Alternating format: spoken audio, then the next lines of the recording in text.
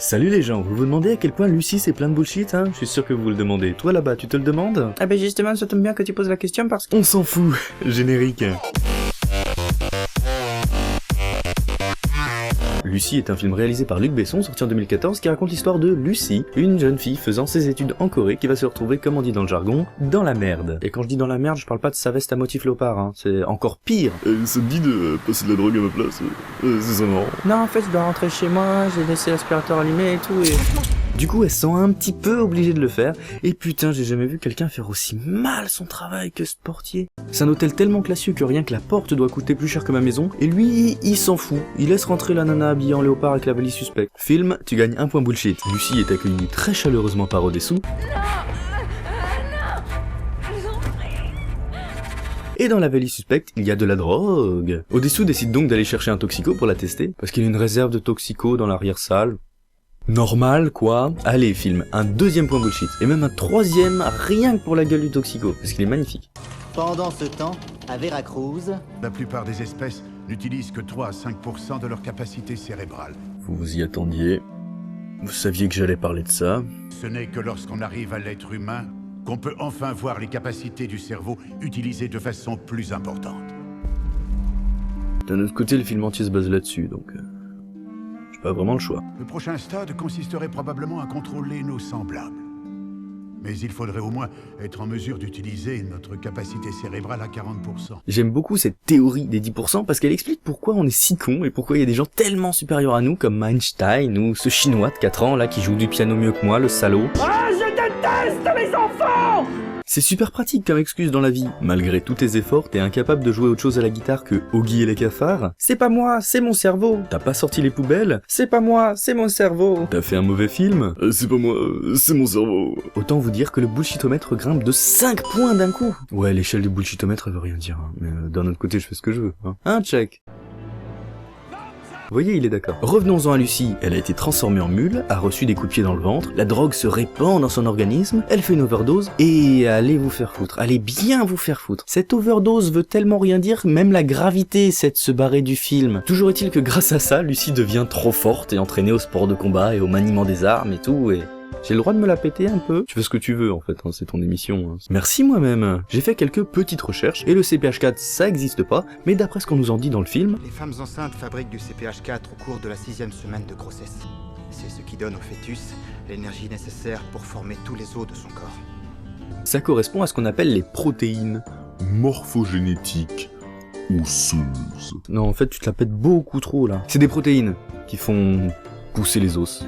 Et juste pousser les os, hein, ça fait rien d'autre. Donc en fait, Lucie, si elle faisait une overdose de CPH4, bah ça ressemblerait plutôt à ça.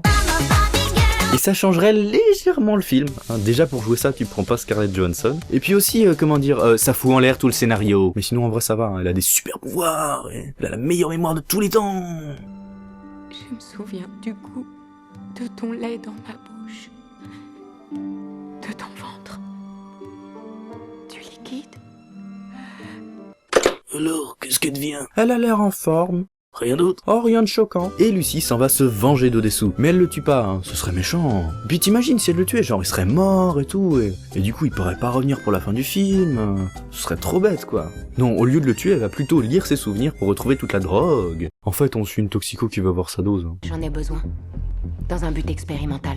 Crédible. Elle découvre où sont allées les autres mules et comment elle fait ça? Je veux dire, elle est dans les souvenirs d'Odessou là, ce qui déjà n'est pas possible. Mais en plus, elle voit les souvenirs selon un autre point de vue. J'ai l'impression que le film fait même plus semblant là, c'est en mode je m'en fous, je fais ce que je veux. Lucie va donc en France pour retrouver la drogue, et en profite pour contacter la personne la plus à même de l'aider à gérer ses pouvoirs, Norman. Salut, c'est Norman. Mais elle contacte aussi la police pour attraper toutes les mules réparties à travers l'Europe, ce qui nous permet non seulement d'apprendre que l'une d'entre elles s'appelle Hackerman, Hackerman. He's the most powerful hacker of all time. Mais aussi de remarquer que la police italienne est la moins efficace de toutes. Pendant ce temps, dans l'avion de Lucie, Lucie n'a pas pris de drogue depuis trop longtemps. Du coup, elle se désagrège. Allez savoir pourquoi. Et dans son bad trip, elle nous offre un des plus beaux moments de comédie de tous les temps.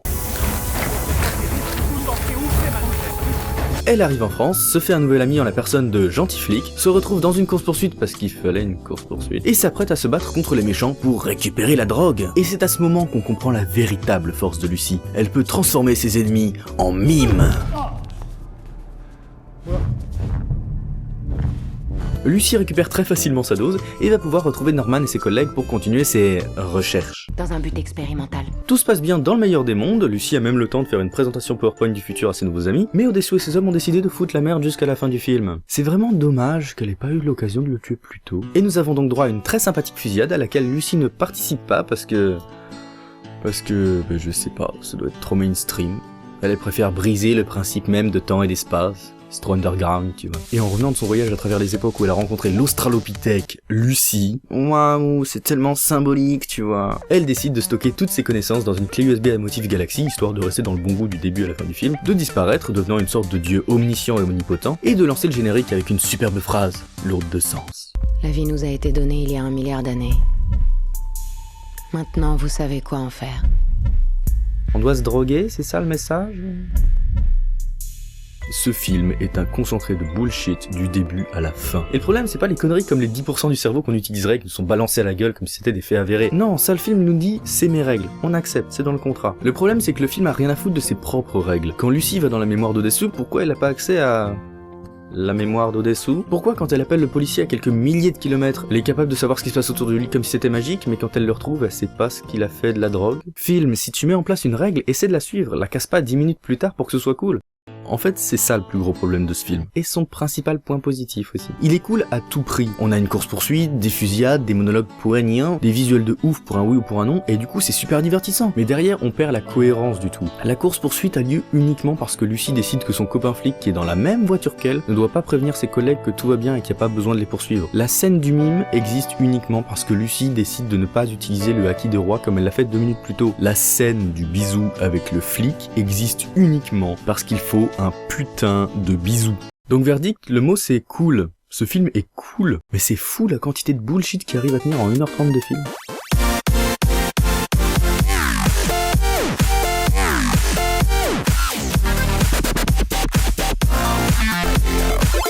C'est impressionnant. Moi ça m'impressionne.